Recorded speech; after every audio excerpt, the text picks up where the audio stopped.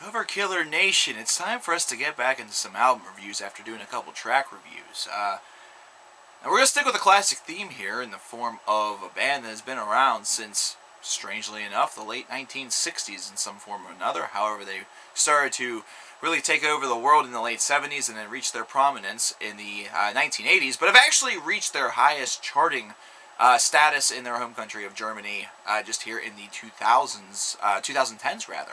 And that is the band Accept with their new album here in 2012 entitled Stalingrad. Now, classic enthusiasts of this band will once again be disappointed because once again this is an album that is very Udo-less. However, there's plenty of Udo solo material out there where they can be extremely satisfied if that is indeed what makes the band for them. However, for new enthusiasts and those who really are not really all of that partial to which singer this band possesses, will be extremely satisfied to know that the band once again teamed up with super producer Andy Sneap for this album, as they had with their return album entitled Blood of the Nations, which was the album that I was mentioning in the introduction that actually helped them achieve their highest charting success in their home country of Germany. I believe it was number 15 or something like that. It's very, very interesting that this band, the band that did Balls to the Wall, which is an instant metal classic, and other songs such as Fast as a Shark, is really starting to reach full and supreme prominence right now, more than 40 years after they initially started to craft their work. So, hey, it's definitely a showcase that evolution is certainly upon us and that there are still a lot of fans out there, and the fans of this band are continuing to grow. Now, what about Stalingrad itself as an album? Is Stalingrad going to continue in the direction of Blood of the Nations? Are we going to be talking about some expansion to that, or what's the deal with this album? And the overall theme of this album is just plenty of very, very impressive hooks, very, very good riffing, not to mention fantastic soloing. The guitar work on this album is absolutely fantastic. I really enjoyed the classic feel to this record, but at the same time, it's been updated to the 2012 standard and has a couple more tricks up the sleeve. This is really powerful stuff, ladies and gentlemen, Cover Killer Nation. This is definitely continuing in the direction that Accept is becoming a harder band, a more ferocious band, a band that certainly has a lot to offer, a lot to bring to the table still, and almost it seems like a little bit like they have a little bit of a chip on their shoulder still, even though they are experiencing some moderate success now here in the 2010s, whereas some people might have thought that without Udo they would have faltered, floundered, and maybe would not have reached for a second record.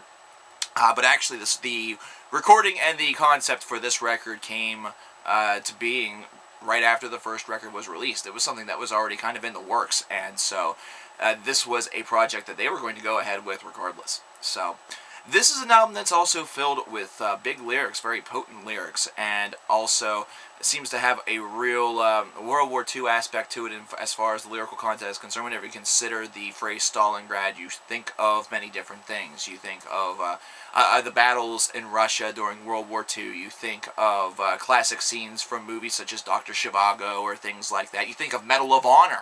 You think of all sorts of different things whenever Stalingrad enters your mind as just the word itself. At least those are a couple things that come into my mind. However, whenever you consider this album, what you're actually getting is a little bit more of the brutal ideal, the brutal landscape of it. You're kind of understanding what it sort of feels like a little bit in the realms of battle, or the realms of the psychological aspect of a soldier, which is really kind of a cool little thing. Overall, this album continues to build and build as it continues to go along. There are moments where it may kind of ease off the accelerator a little bit, but whenever that happens, the grooves that are incorporated and the songwriting continues to be one of this band's principal strengths, something that continues to make them a classic act to this day. And that is that whole entire embodiment, that whole package is really what creates a band that is not only very viable in today's market, but also a band that is very important to today's market, and also in kind of influencing the next wave. A lot of kids that may listen to Stalingrad by Accept, kind of hearing their fathers talk about, or hearing their uncles talk about, or hearing their brothers talk about what Accept meant in the 1980s, may listen to this and think to themselves, wow, was this what it was all about? And they'll listen to this stuff and they'll realize that it's kind of like, I don't want to say night and day, but there are differences differences to it. And this is a harder age. This is the Sound Wars age, and Accept is playing very well into this, and you can probably either blame or commend Andy Sneap for his infusion of that into their brains.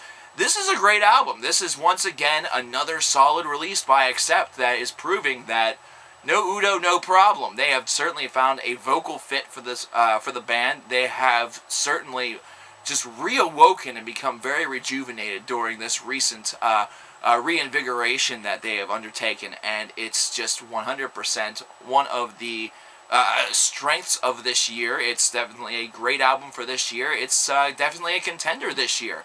I really enjoyed this release. I think you will too. I'm going to give it a nice solid 8.25 out of 10 to an 8.5 out of 10. Really just perfect range for it, not to mention it's one that's going to probably influence a lot of people in the future that are considering going into this side of metal with their musical ambitions.